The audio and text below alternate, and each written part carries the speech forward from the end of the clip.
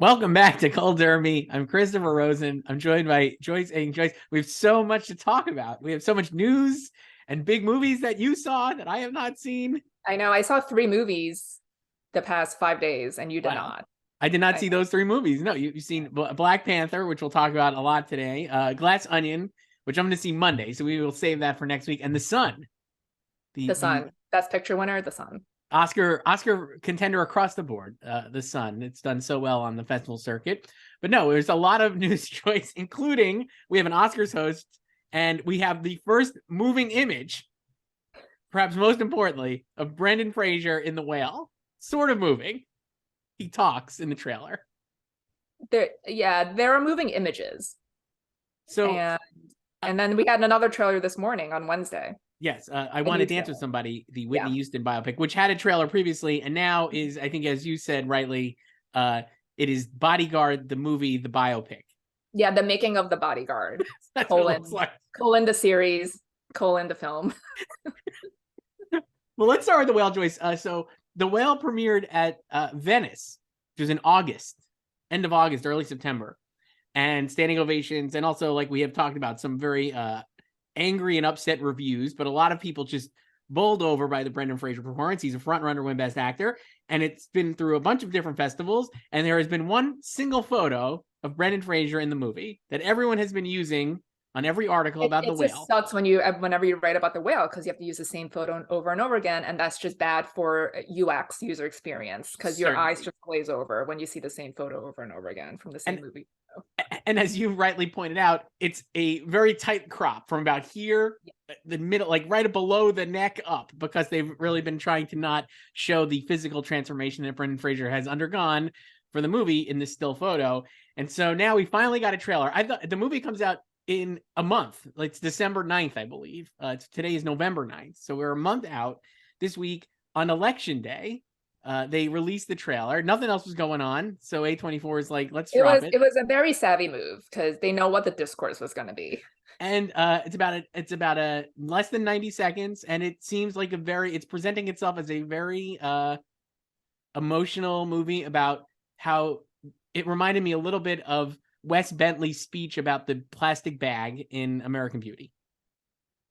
Bags are amazing. People are amazing. Right. Well, talking about the beauty of something, right? Like, it's Brandon Fraser talking about the beauty of humanity and how kind people can be, the power of their kindness as a human being. And then also a lot of beach imagery, Choice, for a movie about There's a lot of beach and a lot of empty rooms and hallways. And with a bunch of great shots of the cast, which includes Brendan Fraser, obviously, Hong Chow, and Sadie Sink. No shot of Samantha Morton or Ty Simpkins, who are also in the movie. Hong's just one shot of her, tears streaming down her face. I think Hong Chow plays the nurse. Yeah, Sadie his Sink is his caretaker. estranged daughter.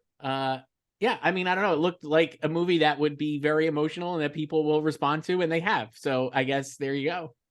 Yeah. I think we've talked about this before, and how like it's become like a running joke on film Twitter that there is no trailer for The Whale yet.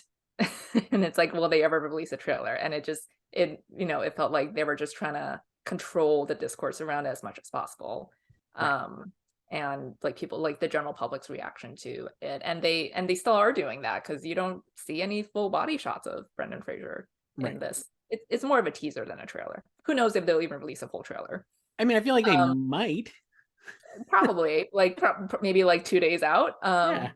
And then even the poster, I felt like it made me laugh, because it felt like they were just trolling us again, because it was just like, it's basically like the same shot of the same still, just like a medium like shot of him, so but yeah, I think it was effective in what it wanted to accomplish. If you've never heard of The Whale before and you just came across it yesterday online and you watched it, and you'd be like, oh, like, I'm really moved and this looks really sad. Like, Yeah. I think that kind of piques your interest if you have absolutely no idea what this movie is about. For sure. And I also thought, like, obviously Darren Aronofsky's movies are not he makes movies that are like, not, I don't know, tough sits, I guess, or just like uncomfortable movies, right? Like he doesn't shy away from like imagery that is disturbing a lot of times. You think of like Requiem for a Dream or even Noah or Mother, certainly. And this is like obviously a different change of pace for him. And I think even if you had no idea about the movie, but you knew like it was directed by Darren Aronofsky, there's clearly a version of this where you hear that Darren Aronofsky made a movie about a morbidly obese man at the end of his life, that it's going to be really uncomfortable. But obviously the movie is presenting itself as much more emotional and sentimental, which it seems like that's what it is. So I think that trailer was pretty effective. It did not seem to sway anybody to say, oh, no chance here, right? That kind of thing. Like there's nothing if in the anything, trailer. I think it just kind of reinforced people's belief that he will win.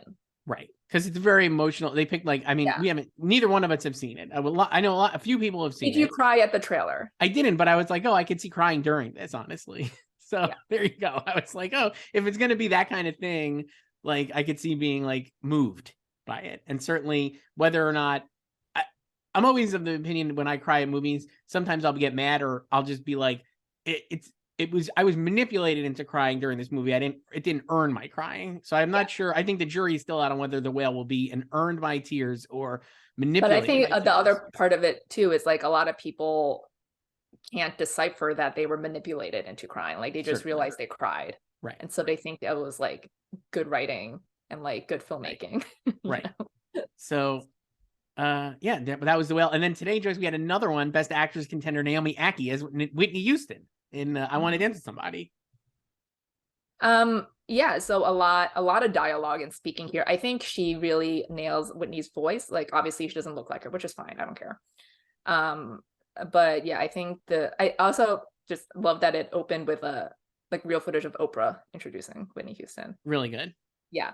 But yeah, they just played I Will Always Love You under the whole thing. It does. It really looks like The Bodyguard. Yeah, it's just like the making of The Bodyguard. But again, I think it's also an effective trailer. I thought it looks. Sony has 2 movies coming out in December, both of which have had really good trailers. In A Man Called Otto and this I Want to Dance with Somebody, both which seemingly are acting plays for awards, and then also broad audience plays that could actually get people to see these movies. Like I think I Want to Dance with Somebody could be a pretty sizable hit. It looks like a very big like musical crowd pleaser that I think people would want to go check out. And Man Called Otto, less sizable hit just because those kind of movies seemingly have struggled to make money, but all at the same time, Tom Hanks in like kind of a movie that's positioned as like a grouchy comedy could do well. But yeah, I thought the trailer looked pretty good. I was like, oh, this is fine. I don't think you had her in for a long time. Now I don't think you do anymore.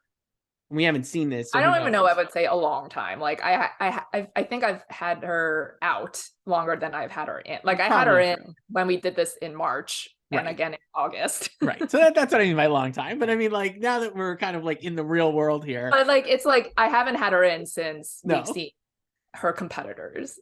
No. I mean, I could have her in like a month, whenever. Yeah, truly. It does look pretty good.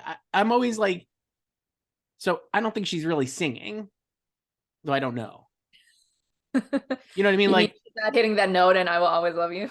Well, I don't know. And I'm just like, that was one of the things I really loved about the Austin Butler performance of Elvis is he really is singing. I mean, like Rami Malek wasn't really.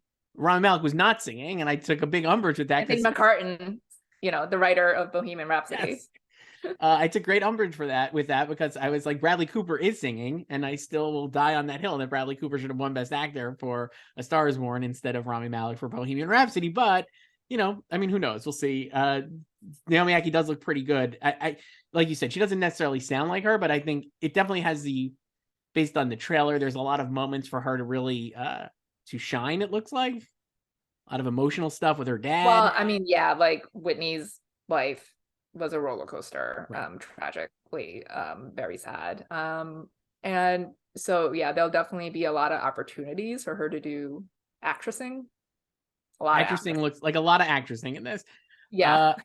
Did you watch the movie Weird, Joyce? I have not. Have you? I did. It's a mediocre minus, I would say, in the scale of things.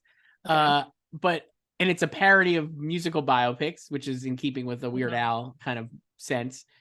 And then I just was like, even the parodies of musical biopics, I find kind of tedious at this point because we've already had like Walk Hard. And so watching the I Want to Dance with Somebody trailer, even though, like I said, I was really captivated by the way the trailers cut together and I definitely want to see it, I was still like, another musical biopic. We're just going to keep doing this. Well, yeah. Like, I mean, they're just gonna, it doesn't even need to be like specifically musical. I mean, it's just biopics anyway. Right. And this is like a very famous person, obviously. So there's it helps to be a musical biopic because there's the hook of their catalog. So right. I love the catalog and I love Whitney Houston's songs. And so I think, you know, like the first trailer for this, they actually played I Want to Dance with Somebody in the trailer. So that was like more upbeat. This one is more solemn. Yeah, because it's a lot about more about her family and then also about her place in the culture with regard to how her music sounds. The opening of the trailer is all about like her having to answer whether her music is like basically sell out to like white audiences, right? And this and that. If she's black enough for right. Which is interesting. Like actually that's like really interesting thoughts and conversations. I was like, this looks solid. Like I'm excited to watch it. I don't think I'll have her in, but I could see her getting in at SAG or Golden Globes, certainly. It's definitely like a saggy performance. It's a SAG-Y, not saggy. SAG-E. It's like a capital, like SAG. Yes. So those are the two trailers. They nominated J-HUD last year. So. They did. I mean, it was also an earlier release. This is a late release. So that's the one problem with this movie. And I was wondering if it would have actually had a better shot from her from an awards perspective, at least if it had switched with like a movie like Devotion. So Sony has Devotion, which is an aerial assault movie with Jonathan Majors and Glenn Powell. I couldn't think of his name. I was like, Glenn Watkins? From your favorite movie of the year. Which I just rewatched recently, and it's amazing. And it's still my favorite movie of the year, Top Gun Maverick. But that's coming out on Thanksgiving weekend, and then I Want to Dance with Somebody is Christmas. I wonder if they flipped release dates. While that maybe wouldn't be great for the Sony bottom line, if it would have been better for the Naomi Ackie Awards chances, if it was coming out in November. I mean, they were still doing like reshoots over the summer, I think. So I think it just like wasn't possible. That makes sense. I mean, so we'll see. But yeah, I do think if it had an earlier release date, maybe I'd have her even more seriously considered for Best Actress. But for now, we'll see and keep thinking of SAGs and Golden Globes, certainly. And then the other bit of news, Joyce, bright and early on Monday morning, 8 a.m. Eastern. We have the Oscars deciding to go in a fresh new direction with their host, and they've hired Jimmy Kimmel to host for a third time. I'm totally fine with it. Okay. I gotta say, I loved Jimmy Kimmel the first time he hosted. I thought it was great. Even before the La La Land Moonlight snafu, then he had to like definitely. I really like that the first and two. I think we've talked about this before, and like I just, I mean, because that year, like Matt Damon was also nominated, his enemy, for Manchester by the Sea, the producer. So then just like running gag all night when they did like famous people talking about like their inspirations, and then it ends with him like talking about how he loves We Bought a Zoo. So good. Really good. I thought he was really clever. The second year I actually went to, Joyce. That was the one Oscars I've ever gone to. It was but also that year they might have invited him back anyway, but that was definitely like a redo because of Envelope Gate. Absolutely. And kind of like it felt not as, it just wasn't as good, I guess. I don't know. He was that was still when very he did funny. the Sea-Doo hack, like the jet ski thing. Whoever had the shortest speech would get the jet ski, and Mark Bridges won that. And I talked to him last year because he did Licorice Pizza. And how do you get the jet? What do you do with the jet ski, Joyce? He donated it to like some academy thing. But yeah, he was like, I didn't even know I gave the shortest speech, but like throughout the ceremony, people kept coming up to him and be like, hey, I think you're gonna win, because like it's like no one's beating your 32 seconds or whatever it was. And then he talked about like, because like he came out with like Helen Mirren, because she was showcasing the jet ski. Sure. So he was like, it was just crazy being there backstage with Helen Mirren. Yeah, it was a fun. I think that Oscars is not necessarily super memorable, even though all the movies were really great. Shape of Water won Best Picture and Guillermo del Toro won Best Director. So it kind of was like, I mean, like a year with like Get Out and Lady Bird and all these movies that I feel like people remember as classics, to have them not win. I like The Shape of Water a lot, but it's not like it's not as memorable, obviously, as like La La Land versus Moonlight or, Parasite or anything like that. So that was his second time. Then he disappeared. And then we went hostless for 3 years. And he was definitely vocal about how he thought that was a terrible idea. He interviewed like Billy Crystal a lot. Often before the Oscars, they would kind of crap on the idea of no hosts. You know, I think he was very excited that like Wanda Sykes and Amy Schumer and Regina Hall are hired for hosts, and now he's back. I think I was looking at it as like, while it is more of the same, and I definitely get the sense that Jimmy Kimmel is not for everybody, Joyce. I get the sense a lot of people are not the biggest fans of him, whether they're you know, MAGA Republicans seemingly don't like him, and also like people who are more progressive or film Twittery don't like him either. Yeah, like I mean, so, obviously we know why like MAGA folks don't like him, but like film Twitter doesn't like him, or they don't think like he's a fit as a host because of the way he dunks on the little guys, the little C movies, like on his show and stuff, and like all. So they feel like he doesn't have like an appreciation of the arts, which is what the Oscars should be celebrating. And like, you know, like this past year, it felt like the producers also had no respect for the artists, you know, like slashing 8 categories from the live show and all that stuff. So I think people wanted someone who loves cinema, you know, but I think like this choice in general is just like they just want a conductor at the helm, basically. Like the show should never be about the host. It should not matter. Like it's great if the host turns out well, you know, and gives a great performance for 3.5 hours. Like that's awesome. But the Oscars are, yes, they're about the movies and celebrating like the year of movies. Like it's not about the host. Like they just really talk for like the first 10 minutes and then transition in and out to like presenters throughout the night. So I think this is like, it's a safe choice, obviously, but I think they want a safe choice after last year's debacle for numerous reasons. And yeah, it's also like 2023, it'll have been 5 years since he last hosted. So yeah, it's his 3rd time, but it's not like it's 3 years in a row. Right. I think that's very true. And I think the other thing, so like, I was thinking of him versus Billy, because we obviously went through a lot of the Billy Crystal shows when we did our Oscars playback of the 90s, Joyce. You put that in quotes. Which, well, that's what we call it, Oscars playback, and that's why it was in quotes, which you should watch, and they're great. But I was like, Billy always played to the room and would make jokes that like Hollywood people would get, right? Like about like the industry or who's at what studio or how Paramount didn't, you know, pay their coffee bill or whatever, you know, like stupid stuff like that, that like Jack is going to be in the front row, like laughing, and people at home are maybe going to laugh like by osmosis, but not really get the joke.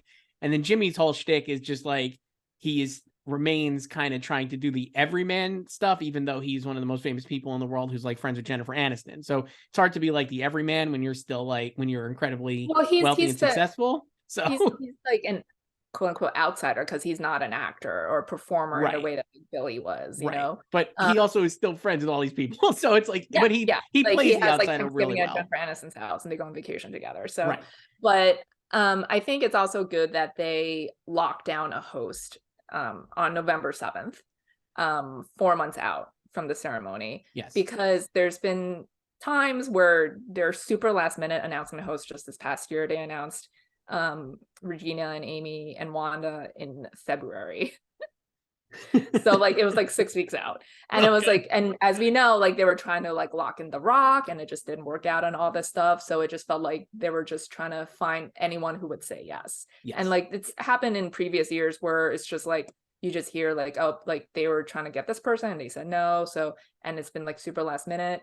So I think it's good to I think it's good for 2 reasons. I think it's good to lock down the host now in November. So like we already have the producers, it's Glenn Weiss and Ricky Kirshner. So they could actually start planning the show right now, and like, you know, around Jimmy and like his shtick and whatever, they could, you know, start arcing out their sketches of whatever they're going to do. And I think it's also good because it'll just really just kill the rumors or any speculation that, oh no one wanted to do. I mean, it is a thankless job, that so people always think like, oh, no one said yes, so that's why this, like they got this person to say yes. So it feels like he was their first choice in a way. You know, it wasn't like they went to like The Rock again or like there was rumored that they and Martin Short and Selena Gomez, and they said no, they couldn't work it out because they're shooting season 3. You know, it's like they actually wanted Jimmy, and he said yes. The other thing I felt like too is that Jimmy was great. Obviously, like I said, with the La La Land Moonlight, I thought he handled that pretty well, and that ended up being like a great, memorable Oscars moment. And then the following year, like you said, he got the do-over, and also like it felt applicable to, or like appropriate, because he was like able to reference that debacle during the show. And I think they actually brought Faye and Warren Beatty back to do Best Picture again. So I feel like having Jimmy now host after Will Smith hitting Chris Rock is great too, because he's gonna like focus. I would say, even though they probably want to move on, there's no way that he's not going to reference that. And I also think having Jimmy host makes it much more likely that Chris Rock would appear. There was like a long rumor that, like, obviously they wanted Chris Rock to host. Chris Rock was like, absolutely not. But I could see Chris Rock like appearing, because Jimmy was definitely supportive of Chris Rock in that aftermath. And like, he's, I think, probably friends with Chris Rock as well. So it does feel like, oh, Chris Rock's not going to host. He's not going to want to like do that. But will you get Chris Rock to do like a little bit during the show now? I'd say the chances increase.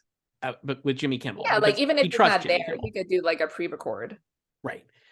So I think that opens it up to be pretty well. And, like saying like he's like an, in quotes, everyman, or like the Hollywood version of everyman. There's a potential this year where this could be like a very populist Oscars list. So like, if you're going to have, that's also like a good year for him to host. It's basically a good year for him to host if the nominees are going to have like Top Gun and Black Panther and Avatar, which are movies that a lot of people beyond film Twitter are going to watch. He was very upset about Spider-Man No Way Home stuff. He was. And the year he hosted, the second year he hosted was when Black Panther was ascendant, and they did like a whole ABC branded Disney special in the show. Like, they brought the Black Panther people out to like goose the ratings in theory. So I just feel like he's like a good choice for a lot of different reasons. I'm excited to see it. I don't know. We'll see. Yeah, like I think it's fine. Like, yeah. I'm not like, I mean, again, I'm totally fine with no host. I don't care. I'm fine with no host if they made the show shorter. I'd be fine with no host if the show is like 2 hours, but then they do still a 3-hour show, 3.5-hour show. And there's no host. A lot of times they just do unnecessary packages. Yes. Like, you need to kill those. Right. So. And I will say, like, Jimmy hasn't hosted the Oscars, like you said, since 2019. In 5 years, 2018. 2023. But he did host the Emmys, and he hosted the pandemic Emmys in the September of 2020. And I really thought he did a great job with that show. I thought that was a fun, even though they really almost fun burned show. The set down with Jennifer Aniston. Yes, that was real. Really almost burned the set down. He was so funny in a really tough environment, obviously, because that was still like, I think that Emmys was like the first actual award show that tried to do an award show during the pandemic. And it was like the best one of the pandemic affected award shows. Absolutely was, in hindsight. Yes, so. It was the best one for sure. And he was so funny. And it was just a really great, I thought just a really great show. It was very enjoyable Emmys.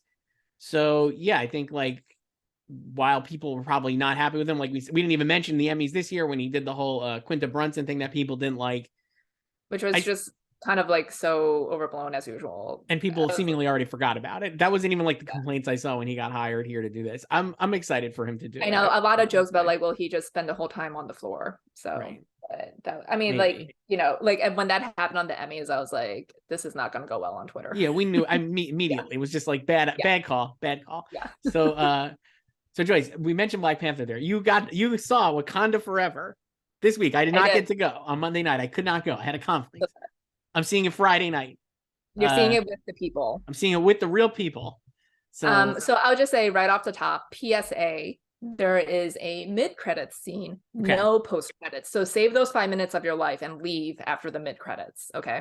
The only thing you'll miss is just the title card saying Black Panther will return. That's it. Okay. Yeah. I liked it for overall. I will say it did not affect my predictions in any way. So so did you have anywhere in above the line? No. We did some of the craft categories, the non-shortlist craft categories last week. So it's still in there for me in like excuse me, costume design and production. I didn't put in score for Ludwig yet. Okay. There's new music obviously because there's like new cues for Talokan, the underwater world, and But yeah, I don't know if they'll go for him again because like we know they're not really into sequels and stuff. Right. But the movie overall, it's good. There are, I mean, obviously it was just, very difficult circumstances under which they made the film. So it deals with grief, obviously, and just processing loss and how they all individually, deal with grief. And there are some like highs, like very good moments, but then there's also just some retreads of themes. Like there's also like, vengeance and how that could be a product of processing grief and dealing with grief. And then, typical MCU, they have to tee up the next chapter. This is the final entry of phase 4. Right. So they have to tee up Ironheart. This is not a spoiler. Like, No. Riri Williams is in the movie. She's Sure. in the trailer. So yes. they have to set that up. And then I like Tenoch Huerta a lot as Neymar. I wouldn't say he's the villain. He's more of like the anti-hero. Right. So it kind of does the Captain America Civil War thing of presenting both sides and giving them valid reasons. So it delves into like the geopolitics too, which was like okay, but you understand his motivations and his actions. It is very long, and I felt it, and the pacing was kind of off. And then as usual, again, typical Marvel, not the best like third act battle, like okay. just but it's still thrilling in a lot of aspects and great visuals. All the performances are great. My favorite was actually Denai Guerrera as Okoye, who has a really great arc in the film. I feel like no one's really talking about her. Like everyone's focused on Angela Bassett, which I understand. Yes. But I really like Denai. Michaela Cole's not in it a lot, actually. Interesting. Yeah, and then Letitia is good, and I don't know what else is there. I don't think like there's as much.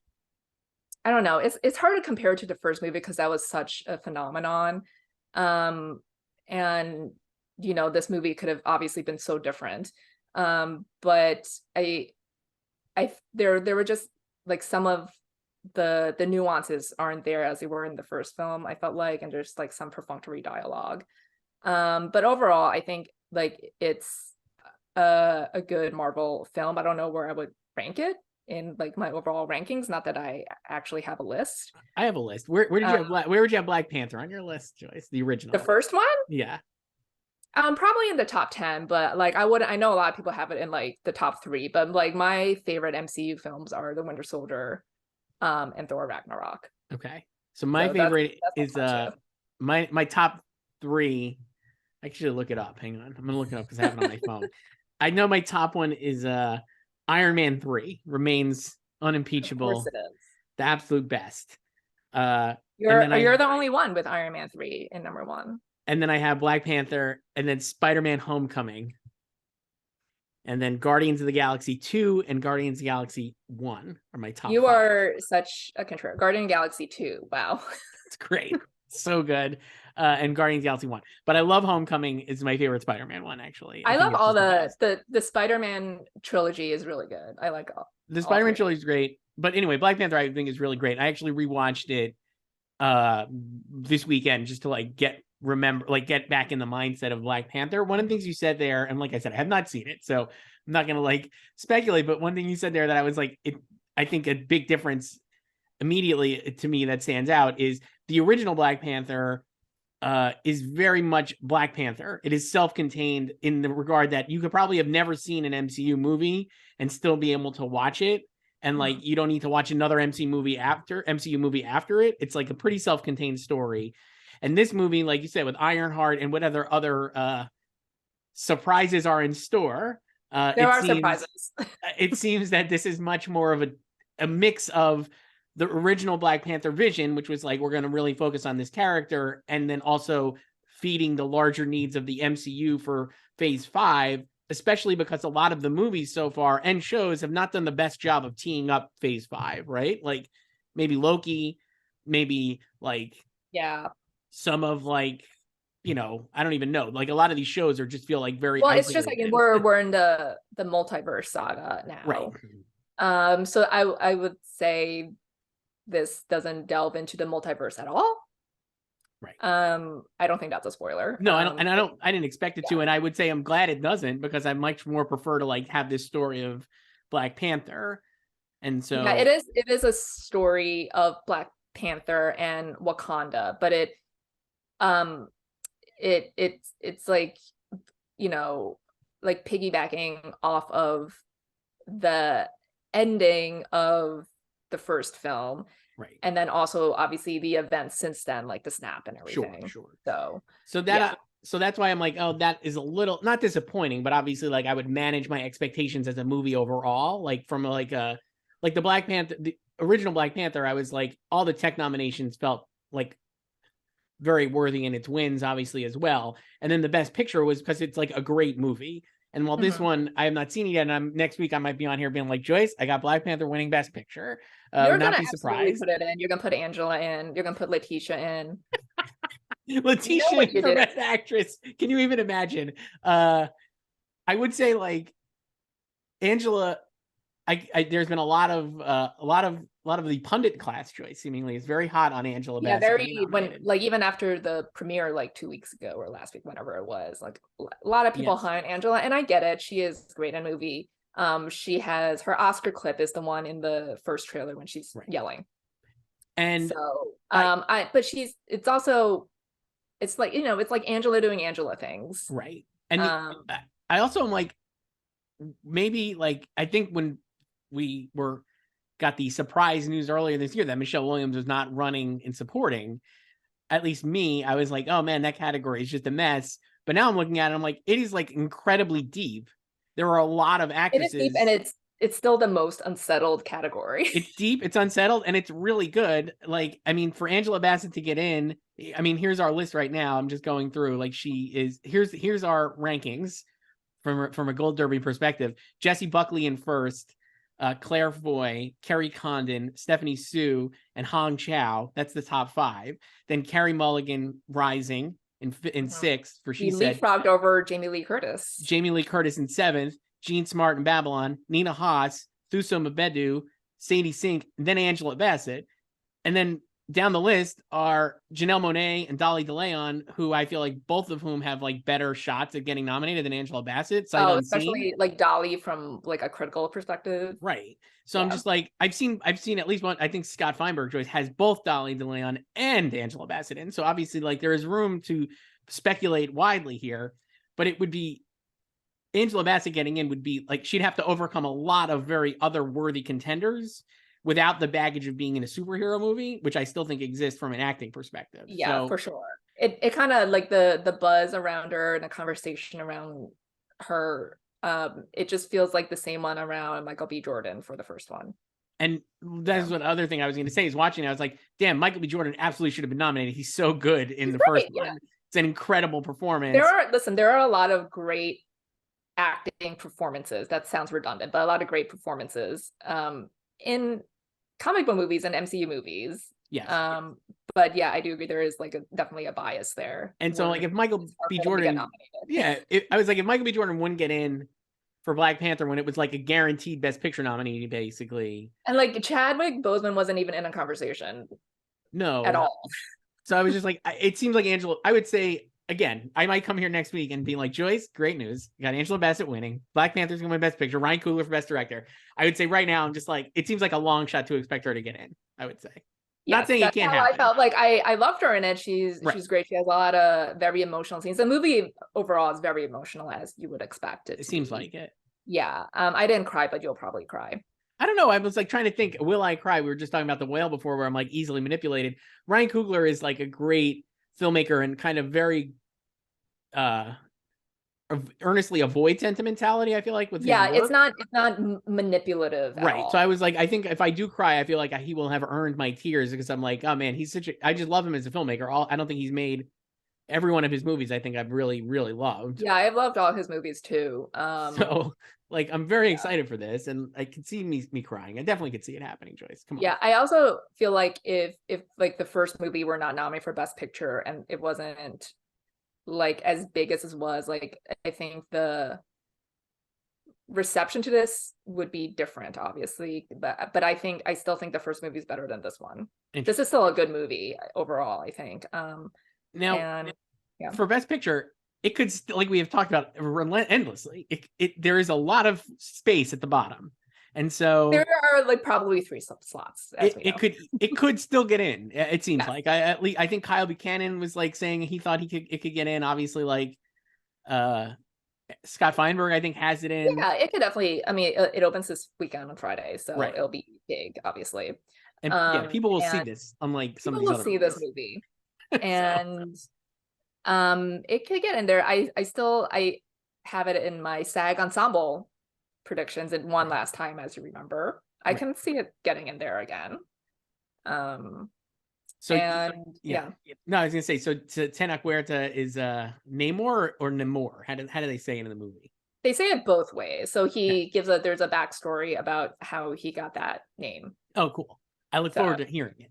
Yes. I love him. You could say it both ways. It's not wrong either way. I interviewed, he was in a Sundance movie a few years ago called Son of Monarchs, I believe.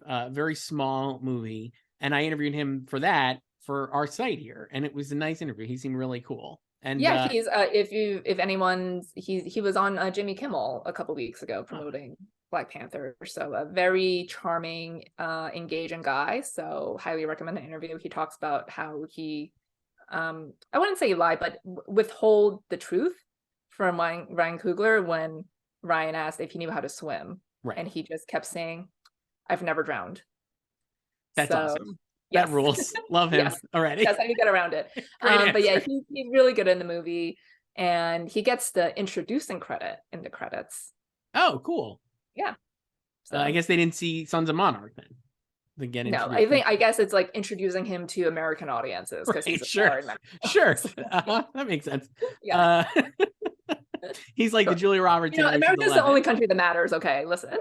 He's the Julia Roberts in Ocean's 11. Yeah, introducing Julia Roberts as Tess Ocean. Yes. Joyce, I want to ask you one more thing, and again, I'll see you next week, and then we can talk about it. And I think next week we'll just spoil the hell out of it. I'd love to talk about spoilers with you, and like so my stance on spoilers. I mean, first of all, you can spoil anything for me because I don't care about spoilers. Right. I'm much more interested in the execution of said spoiler than what the actual spoiler is, because I think that's what matters the most. Right. But my stance is like once the thing is released to the public, you're free to talk about it, and if you care so much, then you just have to avoid the internet. We had one recently, I forget what we were doing, but I got multiple people in the comments on our YouTube, Joyce, were mad that I spoiled the ending of Uncut Gems. It's been 3 years. So I mean, it's it's on Netflix. Yeah. I got it here on Blu-ray, 4K Blu-ray. Is that still wrapped? Yeah, I didn't even open it yet. I just buy it and had it here. Yeah, no, once it's out to the public, you can talk about it. So it's just like how I know some people, like weirdos, who don't watch trailers because they think it contains spoilers. I'm like, no, trailer is part of the marketing. This is how the studio, the network is trying to sell this product to you, and this is what they're choosing to include. It's totally fine if you don't want to watch the trailer, but people are allowed to talk about it because it's been released to the public. Right. You can't get mad at people for talking about it. So one thing I want to figure out next week too, can you see it getting in for adapted screenplay? No. A light category, I would argue. No. Okay. We'll see. We'll talk about this next week after I see it. So that's Black Panther. There's the other movie coming out this week, which will certainly get as many people buying tickets as Black Panther in its 2 or 3 theaters, is The Fabelmans. Best Picture frontrunner. Best Picture frontrunner. They've been screening it a lot more recently because a lot of my friends have now been texting me about it. Friends in the industry, Joyce, have been texting. Yes, they've been doing a lot of screenings the past week and a lot of Q&As after. They've done like DGA screenings. I think WGA too. I think all the guilds, basically, like the top guilds. So I think PTA hosted one at the DGA with Steve. Oh, that's cool. One of my friends saw it last night and he texted me. He's a good Matt Singer at the website Screen Crush, Joyce. And sometimes he'll text me like, did you see blank? and then not say what he thought, and then I'll just be like, yeah, I loved it, and he'll be like, oh, it sucked. So he did it last night with Fabelmans, and I was like, did you see Fabelmans? Like, yeah, I loved it, it's great. And he's like, oh my god, it's a masterpiece. I was like, yes. So I'm like, people really are enjoying this movie, I feel like. Yeah, I haven't seen a reaction from just like people like film Twitter or just anyone who's seen it publicly, and from like the two people I know who've seen it, that is overly negative. Like No. people enjoy this movie, and I think people are also surprised that they enjoy this movie. So like that some was of them. absolutely, and I think we've talked about this. It's the front runner, but it's handled that front runner badge incredibly well, I feel. Yeah, like. it's been. I am actually like in awe at how low key it's managed to be as a Best Picture frontrunner, because this time last year, after like Belfast won at TIFF, it was just like, you know, the target on its back all the time. And then it's so funny because both these movies had category drama or whatever, you know, there was just like that discussion about like where the adults of Belfast will be, and then like, you know, they're all supporting whatever. And then it's like, you know, Michelle, the lead bombshell, happened in like late September. And then it's like, oh yeah. And then I think it also helps that like people don't think she can win. So they've just kind of like forgotten about her, you know, but it's like the movie itself has really managed to be a low-key frontrunner. And even now, like as it's going to be released in 2 days in select theaters, it'll be wide Thanksgiving weekend. But like they had a premiere, they've been at AFI, they had the THR cover last week that we talked about. It's still really low key. It's like such a low profile for this big movie, big quote unquote big movie coming out in 2 days. And it's not a bad low profile. I think it's like a really well strategized low profile.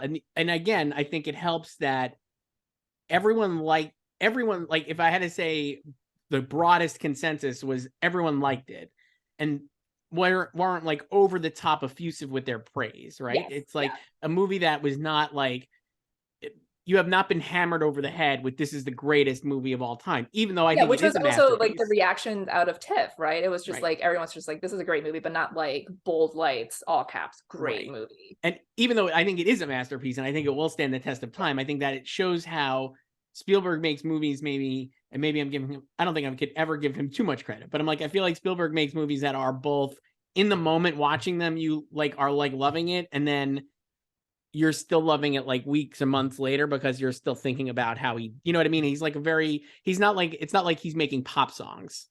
You know, like a pop song is you're gonna listen to for like 3 minutes and be like, that rules, I love it, and then not really think about it. He's making like artistic pop, I guess. I don't know. It's like mainstream. I mean, there are a lot of pop songs that I still listen 25 years later, but it's the thing about him. I think we talked about this last month when we talked about the movie. Like, yeah, like I think when you're watching his films, and especially this one, you enjoy it, but then you don't. I think this is what you want. Like you're so immersed in the movie that you don't notice right away like all the craftsmanship in his work, and then you think about it afterwards. I mean, I know not everyone thinks about that after they see a movie. They just go home and like get on with their lives. But if you are like looking back at the movie, you're like, wow, that scene and like how he shot that, and like there's so much that goes into that, and you see, you know, his mind at work really. And I think that's something, you know, speaking specifically about the industry, like I think that's what his peers and like these people who grew up idolizing him will appreciate, you know, like when I saw those photos of like PDA interviewing him at DJ, I'm like, and I think we talked about this last month, it's like directors will really respond to this film, and because it shows like how him, you know, as a teenager was making these home movies and editing, cutting them together and everything, and you just really see his cinematic eye. And I think that's something that will appeal to aspiring filmmakers and his peers at large. Right. So we talked about like our prediction stuff. I haven't done a lot of changing, but I did do one thing that I know you'll be disappointed with me. I put Judd Hirsch back in, and I took out Barry Keoghan, and I kept Brian Tyree Henry, which maybe would have been the obvious one to drop, but I love Causeway so much, and I'm going down with the Brian. Hope picking BTH. I'm hope picking BTH and Jennifer Lawrence, and I'm just going to stick with that for as long as I can because I love them and I love the movie so much. They both deserve. And but anyway, yeah, I put Judd Hirsch in and I took out Barry. Why? Well, so lot of good Judd material, I feel like, out there. I think there was a New Yorker profile on him. Vanity Fair did a little thing on him too. I just keep going back to, it's a one scene performance, and there are a lot of great one scene performances here, like Samantha Morton and She Said, and obviously Judd, and I'm sure there are others that I'm blanking on that will come to mind. But I don't know. I just felt like it's such a he's so memorable, and I do think that will help. And I think the movie, if there's going to be a movie that gets 2 supporting actor nominations, it feels like Fabelmans would be the one instead of Banshees, even though I think Banshees is like a very strong Best Picture contender. I do feel like it might be like the front runner in a way that would get it the double acting nomination. I don't know. Not the most solid reasoning here, but that's what I came up with. No, I mean, I can see it for sure. Yeah, I would love to have double Fabelmans and double Banshees. I mean, that'd be great. I just don't think that will happen. So it's kind of like choose or poison. Like, if you're gonna, I mean, you don't need a double nominees for either film, right. But if you're gonna do one, then it's like, which film are you gonna take? So yeah, I dropped him, I don't know, maybe 2 weeks ago. I don't know, maybe I think I dropped him 2 weeks ago for Brian. Yeah. But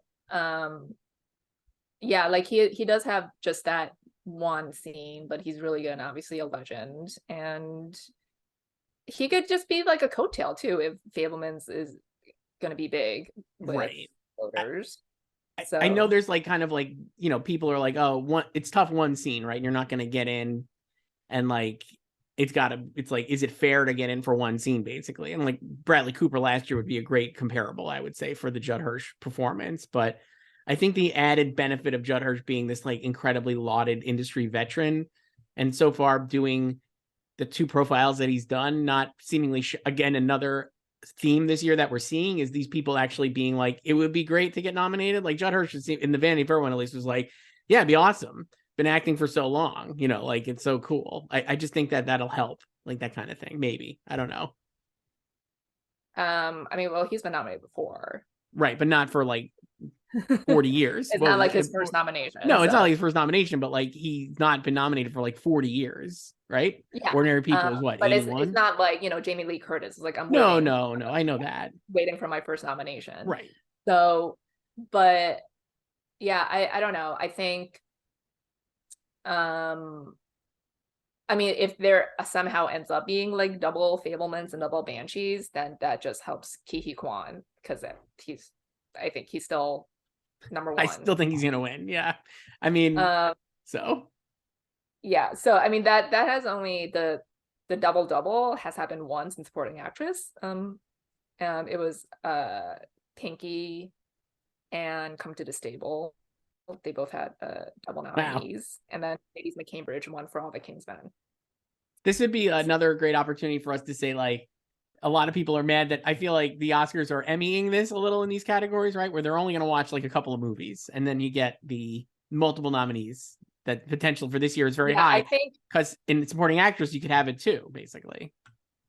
Yeah. I mean, it also depends on just the movies each year and like what or how many people each film is fielding too. Right. Like Woman Talking, a lot of women and Woman Talking, obviously.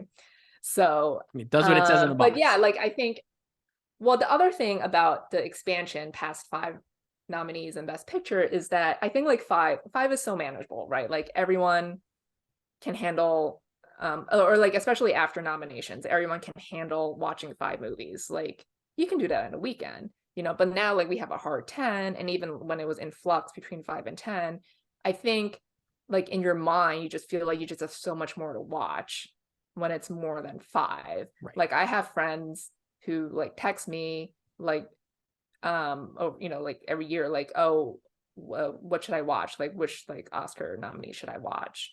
And they're like, I don't want to watch all of them. Like I don't want to watch like all 9 nominees, you know, like which ones do I need to watch? But I think like when it's 5, you can handle it. Yeah. I also think that the types of movies is like, I feel like, I don't know. I'm like, well, are the industry, are people going to really like Banshees as much as we did when it gets like broader out there? And like, is that going to prevent it from getting the double nominees? I don't know if that matters, but why do you think they won't like it? Like, I can see them not liking Tar. I definitely think Tar is like going to be a movie that keeps getting dinged as more people see it. I think I could see Banshees too, just because I don't know. I found it incredibly funny and also like not incredibly depressing, but I do get the sense that maybe people would find it a little depressing or dark, even though I don't think that's accurate. Yeah, I mean, it's a Black comedy. Yeah. I think, I don't know, but I think like you or like at least like the industry by this point know what to expect from Martin McDonagh. Yeah. You know, so I mean, I can definitely see like regular people being like, "What the fuck is that?" You know, if they've never seen a Martin McDonagh film before. No. So Yeah, I don't think that's wrong. I guess that's fair. So see, I did not make any other changes, Joyce. I still have the same groups here, the same everything. I haven't done anything either. Oh, do you know who else has a one scene performance this year? Oh, Anthony Hopkins in The Sun. that's what I was thinking of. Actually, that's it. Because I was like, oh, there's got to be another one, and you mentioned that the other day. Anthony Hopkins in The Sun. Yeah. He's in it for like 5 minutes. Yeah, Great scene. It's like halfway through the movie. It's like an hour in. So great. Anthony Hopkins, great year for performances that will not get nominated, but incredible stuff. He was so good in Armageddon Time. In Armageddon Time to The Sun. Yeah. But he's still good in there. So, yeah. So I don't know about The Sun. I still have Hugh Jackman in actor just because I don't know what else. So I saw a lot of people have been lately doing the top three are pretty set. Austin Butler, Brendan Fraser, and Colin Farrell. And then Bill Nye, we both have in. Beyond that, I have no idea, I would say. I don't even know if Bill Nye would get in at this point. He would have a harder time if this were a more competitive year. Yes. But like I think like Hugh I think he's good in the movie, and like it's very Beatty, the performance. Sure. He does a lot of crying, a lot of speechifying. Mm-hmm. So I think it could still appeal to people. And the movie itself is also an emotional play, although I'm not quite sure what it's trying to say about mental illness. Yeah, and I think like the dialogue is kind of like it was obviously, you know, like Florian Zeller's adapted from this play, and that was French, and it felt like wrong translations. Like it felt like it was like Google translations of the dialogue almost. So but like the actors did their best with it, I would say. And yeah, so I don't know, like I can see people just like knowing about The Sun, and like Hugh who has been promoting it, you know, he just extended his run in The Music Man. So they could just like check it out, like because like he's in it and Laura Dern's in it and Vanessa Kirby's in it, you know. So maybe. I don't know. I mean, like that fifth slot is still open and Best Actor. So I have Tom Cruise there still. I rewatched Top Gun Maverick this past week. Boy, that movie rules. I think it would be a real shocking long shot nomination if Tom Cruise got in. I don't know how. I only have him in because I'm really having a hard time figuring out like who that's else like I still have Hugh because like I don't know what I'm doing. So I feel like as we get through here, the two actors I've kind of circled as like, I guess there's three I would say have like a legitimate shot depending on how the campaign and how it plays out. It would be Diego Calva certainly for Babylon. Gabriel Abel for Fabelmans I think could have a real chance. I really do, because we're just running out of actors, and he's great. And I would love, like he's really great in the film. He's so good. But he is like he's young. He's young, and obviously it's like an unknown performance, and that would really be tough. I just think he's so good in the movie, and if the movie is as big of a front runner as we assume, I wouldn't count him out of people just being like, well, he was great in the Fabelmans, why wouldn't I put him in? You know, that kind of thing. Yeah, I feel like he would probably just be getting a lot of breakthrough performance notices. Right. You know, so like like from like, you know, critics awards and like regionals and everything, like people feel like they can cover him there and still vote for someone else like Brendan Fraser in Best Actor. I wonder if like if he gets in anywhere though, will that like again kind of help him start rolling downhill? If he gets a SAG nomination, does that like make him all of a sudden seem like? I mean, yeah, SAG loves, he's not a child, but like SAG loves children and younger actors, right. But there's a lot of younger SAG nominees who did not get Oscar. I guess I would say like if he gets in and then he gets in at SAG and all of a sudden people start taking him more seriously, then maybe Oscar voters would feel like, oh, I actually can put him in. You know what I mean? I wonder if there's almost like a barrier right now to be like, well, I can't vote for Gabriel Lavelle. No one's going to take him seriously. And now maybe if he starts getting nominated for things, people will be like, oh, wait, I could actually do this. This is fine. I don't know. And the other third person I thought of was Paul Mescal for After Sun, which seems, again, like an incredible long shot, but he's got to be in the 5 to 10 range at this point. And even though he's also young and the movie is minute in size, I think he definitely will get some critic support I could see happening, and maybe he will have a lot of critic support and a lot of film and Twitter support. He's already gotten it was like the European Film Award nominations like the other day, so he got in there. He'll probably get a BAFTA nomination, like maybe the jury. So but it could also just end there, you know. Right. It is very tiny, and but I think like he would have to ride on passion. Right. Which like what the system, because it's like preferential, you're ranked for the nominees, so like that it could help him there, especially if that slot remains open by then. Well, that's what I mean. Like it's so open. It's just unbelievable. I mean, like I'm not counting out Adam Sandler for Hustle, even though that will not happen. Love Adam Sandler, but this is a very strange Best Actor year. Joyce. It's actually kind of fun because it's like, you know, like no shade to any of these people, but it's so weak, and like actors not usually that weak because it's usually actress that's weak, you know, like look at last year. I won't even say last year's actor race was like incredibly strong, but it was just stronger and actress.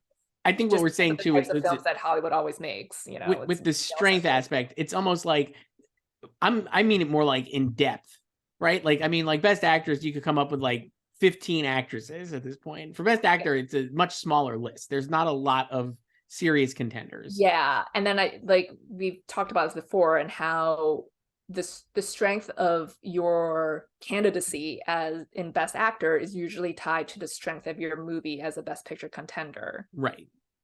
Which is not the case in Best Actress. No. So, and then just like some of these films, like they just have not really panned out in reception, reviews, and you know that's how we've seen Tom Cruise rise all the way. That's why I have him in there. I mean, like I would say based on my list, the best actor based on their Best Picture potential, Colin Farrell to me would be like the number one, because the movie I think it'll be the strongest, and I think Austin Butler would be number 2 because his movie will also be incredibly strong. I think it could get a lot of nominations, and then in that, if you're thinking of it in that aspect, Brendan Fraser would probably be 3rd because The Whale is not going to have as many nominations as Top Gun or like The Whale is still kind of a toss-up as to whether, I mean, like I guess you could also say Elvis too, depending on how you feel about it, but I would say those are still kind of iffy for Best Picture, whereas I think most people would say like Banshees will get into Best Picture. Right. And then you have Bill Nye in Living, if you think he's 4th. I don't have Living in Best Picture. I enjoyed Living a lot. I don't either. So, and then I have Hugh in 5th still. I do not have The Son in Best Picture, and I don't think anyone does. No. So I would say I could see Living getting a Best Picture nomination before The Whale, even though I know that's like contrarian based on like our odds and stuff. Yeah, I haven't even seen don't, The Whale. Like, but I think like the general reception to The Whale has been polarizing, but I can see the industry just loving The Whale and not being divided as like the general public. Perhaps. So perhaps that's true. Joyce, we last week we started a listener email. You could email us. Are you going to spell it again for us? I'm not going to spell it. It's slugfests@goldderby.com. You could send an email and maybe we'll read it on this broadcast. But I have a few here a couple I wanted to read, Joyce, because just so much fun. We actually had people writing we didn't get a 0. We didn't get 0. We got like more than 0, and we got less than 10. So if you're listening, send us an email because I want to up the numbers. Those are rookie numbers. We gotta up those numbers, Joyce. Here's one based on. I'm gonna read this just because I loved this movie.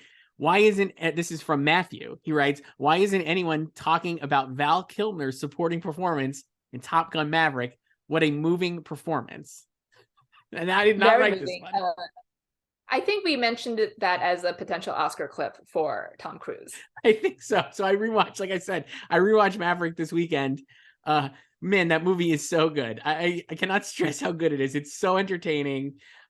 We had rewatched the original Top Gun 2, which I also love. Top Gun Maverick is better in every facet, I would say. It's just a much better movie across the board. And Val is really good, but it's not I don't think it's anywhere. I think if there's going to be a sentimental supporting nominee playing themselves, basically, because I think you could, like, Val Kilmer is basically playing Val Kilmer in Top Gun Maverick because Iceman has health problems in the narrative and he can't speak, and obviously Val Kilmer in real life cannot, and the scene works because you're watching Val Kilmer and Tom Cruise have this moment in addition to the characters.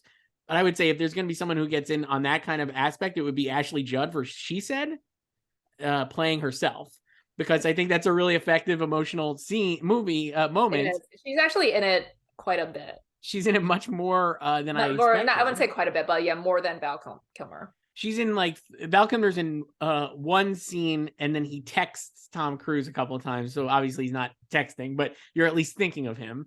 And then Ashley Judd, I think, is in like 3 scenes for She Said, or at least 2, maybe 3. 1 on the phone and 2 with her face. There's one of her jogging. Right, that's her final scene. So I don't think Val Kilmer will get in. Yeah, so I mean, I thought Ashley was great and just really also brave for doing that as well. They obviously she was not announced before the film as part of the casting at all, and then they brought her out to do the Q&A after the premiere at New York Film Festival. So because she also didn't walk the red carpet, so. Yeah, so like she's also, I think it also helps them to have her part of the team, so to speak, and part of the marketing and selling of the movie. Like they're not trying to hide her and let it be a surprise when the film opens November 18th and everyone's like, oh my God, Ashley Judd isn't it playing herself. It's like, no, they're using her. She's done interviews about this, you know? Yes. And there was like nothing, no like embargo about like, don't spoil Ashley Judd. So, but I can't say I've thought about nominating her. No, I haven't either. So, and I very much loved her in the movie. So yes, and I haven't thought about Val Kilmer either, even though I also love. You know, like you love a lot of performances, but I would not nominate a lot of performances I love for Oscars. And like we said, there's a lot more that goes into it beyond just the performance too. The last email I'll read, Joyce, and then I had one more thing we could talk about, but the last one was Faisal writes. Pretty timely here, even though he sent this, or he or she, they sent this a few days ago. What is your impression of Naomi Ackie's Oscar chances at this point for I Want to Dance with Somebody, which we talked about earlier as the trailer came out? I mean, where do you have her? If you had to, like, I know you don't like kind of do it once you get past the 5, but how do you like have, so Best Actress, we have presumably we have the same 4 as usual, which is Cate Blanchett, Michelle Williams, Denzel Deadweiler, and Michelle Yeoh. And then what do you have? How do you have the rest of the field ranked, I guess?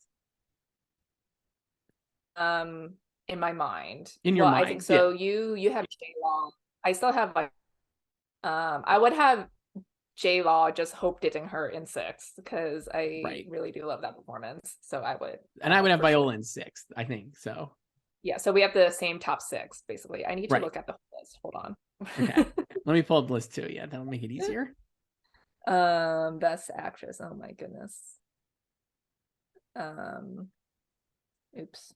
So I could start throwing out names, or do you? Oh yeah, Margot. So Margot Robbie, Eric Roberts' favorite performance of the year, Margot Robbie in Babylon. His Babylon co-star. Yes. Better than those 2 actresses. No names. No. And Who's Afraid of Virginia Woolf, even though he dated one of them for 5 years. And one of them is Elizabeth Taylor. Yeah. R.I.P. Sandy Dennis and Yes. Elizabeth Taylor. You deserve better. you deserve to be named. Yeah, so I would say Margot, even though like theoretically Margot should be above J-Law, but Same. I mean I could feel differently after we see Babylon. We're next seeing week. Babylon next week, so yeah.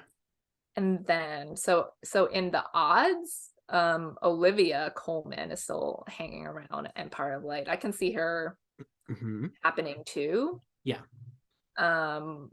Before Naomi, just because of her status. Yes. And you know, everyone just loves her. And that, you know, we talked about that movie last week, where like, you know, the movie might not have like a high ceiling for nominations, and maybe not in Best Picture, but like she can still get in. And then I guess I would say Naomi. And yeah. I mean, it is like that just on paper, that role checks so many boxes that we know voters like and respond to. It definitely feels like it would be in there. I mean, I'm definitely over predicting Jennifer Lawrence. So, but like I love it so much, and she's so good. I think if I had to switch right now, if this was like you have to make your Oscar picks right now and you can't change it, I would be more inclined to having Margot Robbie or Viola Davis in there for the 5th spot. I think they have on paper the best shot. And then I would say probably Naomi over Olivia, but I think Empire of Light would be the stronger movie, certainly. Yeah, I agree about that. I don't know. It's also not necessarily hard to say, but it's just like when you've seen one of the movies and not the other. Yeah. You know? Yeah. Like it'll be easier almost to do it if you haven't seen either of them. Correct. All right. So which is why it's fun to do it when you're completely blind and haven't seen anything. So right. It's great. That's I feel like great talking about Black Panther. I haven't seen it. So if you want to, you can. So we'll read more emails next week, Joyce, when we figure these out. But you can eat slugfests. I'm not going to spell it. Slugfest at goldderby.com. The last thing, Joyce, was I went to a screening this week. I saw RRR, and a fan came up to me, Joyce, Sappy, and he said such nice things about you and I. He said my takes were great. That was what I wanted to tell you and to get your instant reaction to. And there it is. Did he provide examples of your takes that are? He was just being polite. I want Sappy, if you're out there, please email us the takes of Chris's that you think are quote unquote great. But RRR, Joyce, man, that movie absolutely kills. It's on Netflix. You could watch it. You saw a different cut than. Well, I saw a different dub. It's on Netflix, but I think the actual the proper dub is in theaters, I believe. Yeah. Or screening slowly around the country. I think it's still out in some places, but they're doing like kind of special screenings. Yeah. This is incredibly entertaining film. It's a lot of fun. I'm not going to pretend to be an expert on like international cinema or any kind of anything, but I was just like, it's really fun. It's not eligible to be nominated. Obviously, I think India picked a different movie for. Yes, that was a big thing a couple weeks ago when they did that. But it is eligible for like Best Picture and a lot of other crafts. I think you could make the case, and we'll see like the shortlist for song. But I think there's an original song could absolutely be in play, and then also like some of the tech stuff is really awesome, specifically the cinematography and. Again, are people going to see this? The VFX is good too. Yes. Yeah. So I definitely think it'll be a movie, certainly that Film Twitter loves, it seems, and Letterboxd loves. And I went in being like, how good could it be? It's a really fun movie. If you if you're like not have heard of it, you can definitely watch it on Netflix. It is a great theatrical experience, but obviously I think it would play well at home because it's just like so good. It's a lot of action. And it's so inventive with one of the things I really liked about it was that it references about 80 amazing movies, I felt like, in its story and the director has talked about Braveheart and Gladiator, so it's like in that scope. There's like a kind of Hard Boiled, if you remember that movie, like that kind of idea, or like even The Departed a little bit, and then there's just like buddy comedy aspects to it that are very familiar of like Step Brothers even, it's just like it's like a lot of different genres, and then but every scene I felt like there was something that I had never seen before happening. Like just the action is so creative and inventive. Yeah, it's fun. Like I've seen the one on Netflix. Yeah. I would say its action sequences are better than the ones in Black Panther or Wakanda So Forever. one of my friends who I saw it with on Saturday then saw Black Panther on Monday, and he was like, I feel like I've been gone through the looking glass by seeing RRR because the action is so that after. because the action is so good. It kind of makes the Marvel action look not as good in comparison. So if you're tired of action movies and Marvel movies, then check out RRR because you'll be like, oh, this is really, really good action. So I don't think it'll get nominated for anything like Best Picture, but I definitely think it could get in at least one or two of the tech things. And certainly visual effects feels like it could get in. Yeah, it's definitely in play. I think they're definitely trying to campaign it for Best Picture. Yeah. It's variants films. I will say they've done like a nice job. They did the screening on Saturday night here in New York, and Mary Harron, the director of American Psycho, which we love, she was doing the Q&A after. Well, there's a vote right there for. So she got it, and she was wildly impressed with the film. So there you go. RRR. Joyce, anything else here? So we have next week. I'll see Glass Onion. We're gonna see Babylon. Wow. Yeah, we'll see. So we got to figure out when we're gonna do this. That'll be 3 hours of our day. Yeah, we might have to do this on Thursday and then just post it immediately after, because we got to wait to get our Babylon reactions. Yeah, I mean, they should honestly just put an intermission in. So I got to say, RR has an intermission, and I was like, man, more movies should have intermissions in the theater. I think it would be great. Yeah, just go fully old school. They used to have intermissions. Yeah, didn't I think Hateful Eight maybe had an intermission? That was like maybe the last big movie I've seen that had it. But all right, well, this is so much fun, Joyce. We'll talk soon. Bye.